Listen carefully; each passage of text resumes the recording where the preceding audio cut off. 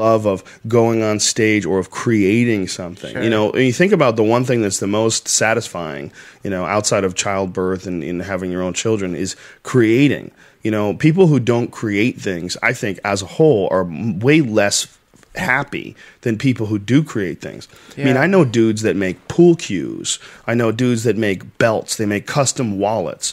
And there's a something that they get when they're like, you know, I bought a wallet from this dude, and you buy a wallet from him and he sells you the wallet and he made it for you and shit. Like, there's a smile that he has. Like, he created something. Yeah. He created a piece of artwork and someone else is appreciating it. Wow, I love how you did this. This is awesome work. It's so clean and well done. He's like, thank you. And like, his effort and his creativity have gone into an actual object. And to us, that's very, very, very satisfying. And then there's the comedy satisfaction that you get for performing. I mean, that's all you and I understand. I mean, we understand. I guess it's in music, it's probably just the same thing. You create a song and then people love that song. Best feeling. Creating something. And what are you doing when you're creating something? Well, you're doing the same fucking thing. You're pushing the machine. You're pushing it in your way.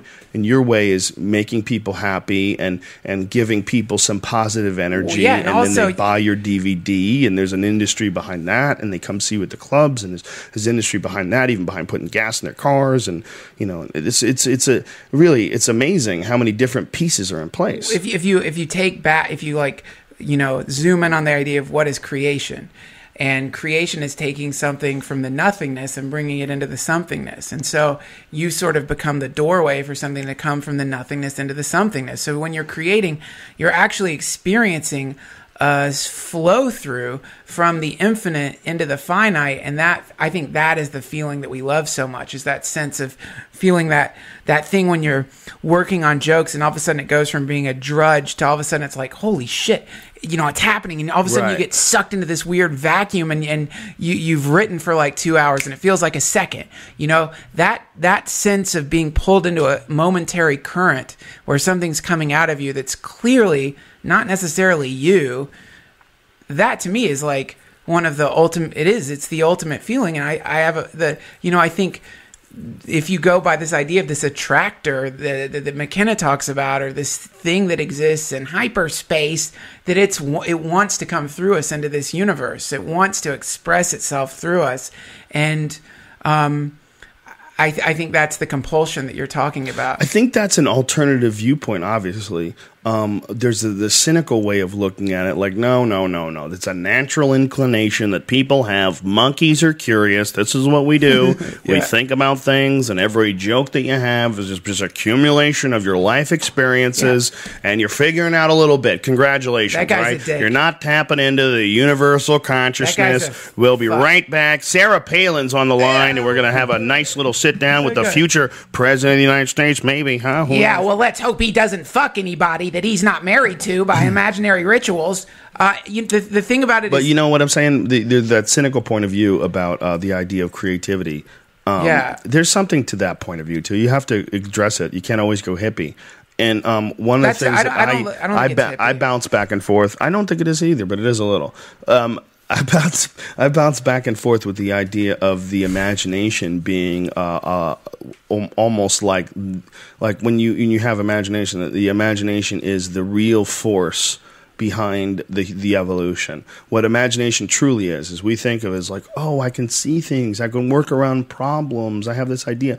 But when you imagine an idea, when you imagine a product, you imagine how to design an engine for a car, and you're the first, you're Henry Ford or whoever the fuck made the first engine. Yeah. When your imagination has this idea for this thing, and then you build it and design it, and boom, it's there.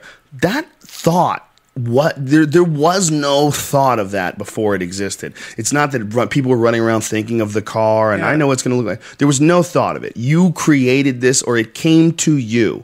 There was something from nothing, something from what is that? From the ether, something from these, even if it's just these synapses firing in your mind. What is the signal? What is the root of this signal? To be so, mathematical about it and say, well, it's just human ingenuity, and that's what it is. It's good old stick-to-itiveness, and you roll up your sleeves and you figure out this world. And that Henry Ford created a great thing, and you know who else did? Thomas Edison, he was a great fella. He invented a bunch of things. Get those neurons sweating. Yeah, I don't necessarily know. It is possible that the imagination is something that is information that is out there, like the idea of the Akashic records, the idea of that there's shit out there, and then what we are is little antennas tuning in. Yeah, and that when we tune into something, if we pick up this signal for the engine, and someone picks that up, excellent. Once that piece is in place, and then it flowers and blossoms like a Fibonacci sequence on a fucking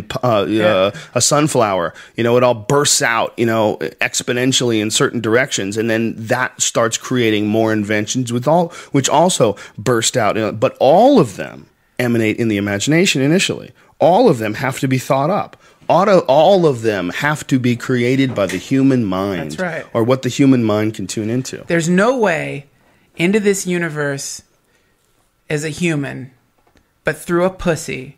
And there's no way. For now. There's no way for an idea to come into this universe except through a thought. There's no way for an invention except to come through our mind. Our minds are sort of the creative orifices through which all innovation, every invention, every idea comes. It's through the human mind. Now, if you want to think that someday you just wake up and you get in the shower and you get lucky enough for your neurons to fire a certain way where you figure out how to reduce the cost of making solar power panels and solve the energy problem on the planet. If you want to think that that's an accident.